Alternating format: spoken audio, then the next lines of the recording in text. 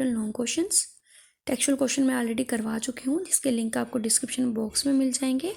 अगर अभी तक आपने हमारे चैनल को सब्सक्राइब नहीं किया तो प्लीज़ चैनल को सब्सक्राइब कर लें।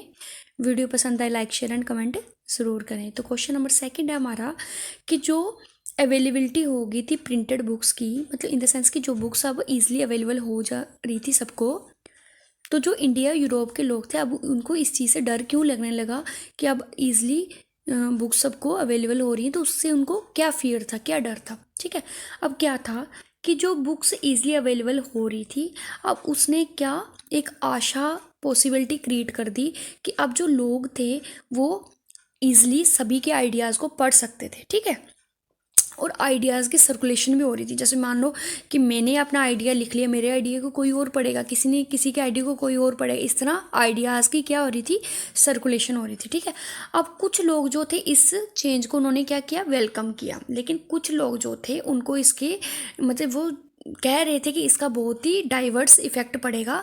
मतलब कुछ लोग इस चीज़ को अच्छा नहीं समझते थे। क्यों नहीं समझते थे? एक्चुअल में क्या था, ये फियर था कि अगर ये जो प्रिंटेड और जो रीड हो रहा है मटेरियल, अगर इस पर कंट्रोल नहीं किया गया तो हो सकता है कि विद्रोही और अनैतिक जो विचारधारा है वो फैल जाए। ठीक है, जिसके कारण क्या हो गया कि जो अथॉरिटी है, जो वैल्यूएबल हमारा लिटरेचर है, उसकी जो कीमत है, उसकी जो अथॉरिटी, उसकी जो पावर है, हो सकता है वो ख़त्म हो जाए। इसलिए काफ़ी जो रिलीजियस जो अथॉरिटीज़ थी, जो मोनार्च, जो राइटर थे, उन्होंने अपना गुस्सा प्रकट किया। जो ईज़िली बुक्स मिल रही थी, जो प्रिंटेड मटेरियल ईज़िली अवेलेबल हो रहा था, उसके लिए वो खुश नहीं थे। ठीक है, जिसका रिजल्ट क्या हो गया कि ये एक बेसिस था कि वाइड स्प्रेड क्रिटिसिज्म होना शुरू हो गया इस प्रिंटेड लिटरेचर के लिए। ठीक है, काफ़ी ज़्यादा मास लेवल पे इसका क्रिटिसिज्म होना शुरू हो गया कि ये जो बुक्स हैं ये ईज़िली जो सर्कुलेट हो रही है।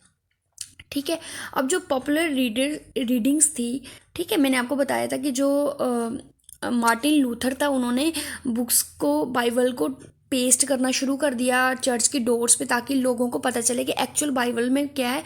और ये जो पादरी लोग हैं ये एक्चुअल में हमें क्या कर रहे हैं, हमारा एक्सप्लॉयटेशन कर रहे हैं हमारी। ठीक है, तो इस चीज़ से अब जो रोमन चर्च था उसको प्रॉब्लम होना शुरू हो गई, क्योंकि अब जो पादरी पहले कुछ भी एक्सप्लेन कर लेते थे, लोग मानना शुरू हो जाते थे, लेकिन अब ऐसा नहीं हो रहा था। लोग अब उनके फेथ पे क्वेश्चनिंग करना शुरू हो गए थे, क्योंकि अब उनको नॉलेज हो चुकी थी कि एक्चुअल बाइबल में क्या लिखा है, क्योंकि अब वो भी पढ़ सकते थे बाइबल में क्या लिखा है। लेकिन पहले ऐसा नहीं होता था, पहले जो धार्मिक लोग थे वही बाइबल को पढ़ सकते थे, जो रिलीजियस रोमन कैथोलिक चर्च के जो प्रीस्ट वगैरह थे उनको ही ज्ञान होता था, इसलिए वो लोगों को अपने अकॉर्डिंगली बताते थे कि बाइबल में ये लिखा हुआ। ठीक है, लेकिन अब उनको बड़ी ज़्यादा प्रॉब्लम क्रिएट होना शुरू हो गई, इसलिए जो रोमन कैथोलिक चर्च था उन्होंने क्या कर दिया, जो पब्लिशर और जो बुक सेलर थे इनके ऊपर क्या करना शुरू कर दिया, कंट्रोल करना शुरू कर दिया, और उन्होंने ऐसे बुक्स को बनाने से मनाही कर दी कि अब कोई भी ऐसी कोई बुक प्रिंट नहीं करेगा, या कोई ऐसी विचारधारा को नहीं लाएगा जो किसके